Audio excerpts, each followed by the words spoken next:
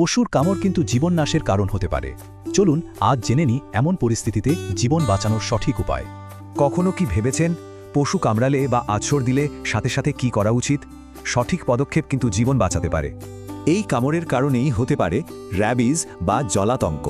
রোগটা মারাত্মক, তবে ভালো খবর হলো এটা 100% প্রতিরোধযোগ্য। তো চলুন শুরু করা যাক। জেনে রাখুন প্রথম কয়েকটা মিনিটই কিন্তু সবচেয়ে জরুরি। এই নিন জরুরি ফার্স্ট এইডের স্টেপগুলো। এর মধ্যে একটা স্টেপ সবচেয়ে বেশি গুরুত্বপূর্ণ। চলুন দেখি। এই সময়টা খুব ভালো করে খেয়াল করুন। 15 থেকে 20 মিনিট ঠিক এতক্ষণ ধরেই ক্ষতটা ধুতে হবে। ব্যবহার করতে হবে ক্ষারীয় সাবান, যেমন ধরুন কাপড় কাচার সাবান আর বহমান পানি।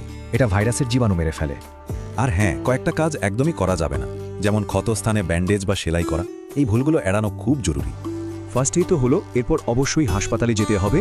সেখানে দরকার হলে ইনজেকশন দেওয়া হবে। ইনজেকশন মূলত 2 ধরনের হয়, আর দুটোর কাজ কিন্তু আলাদা।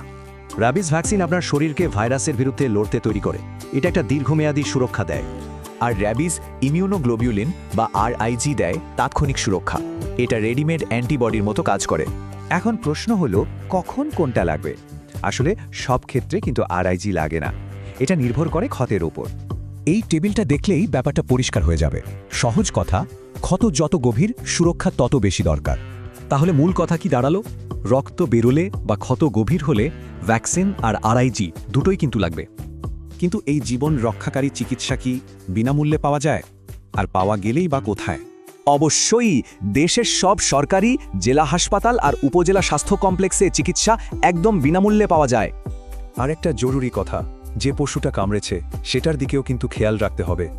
যদি পশুটা 10 দিনের মধ্যে মারা যায় বা অদ্ভুত আচরণ করে, তাহলে টিকার কোনো ডোজই মিস করা যাবে না। কারণটা খুব পরিষ্কার, একবার রোগের লক্ষণ দেখা দিলে রোগীকে বাঁচানো প্রায় অসম্ভব। তাহলে শেষ কথা হলো, ক্ষতস্থান ধুয়ে ফেলুন, ঢাকবেন না, আর সোজা ডাক্তারের কাছে যান।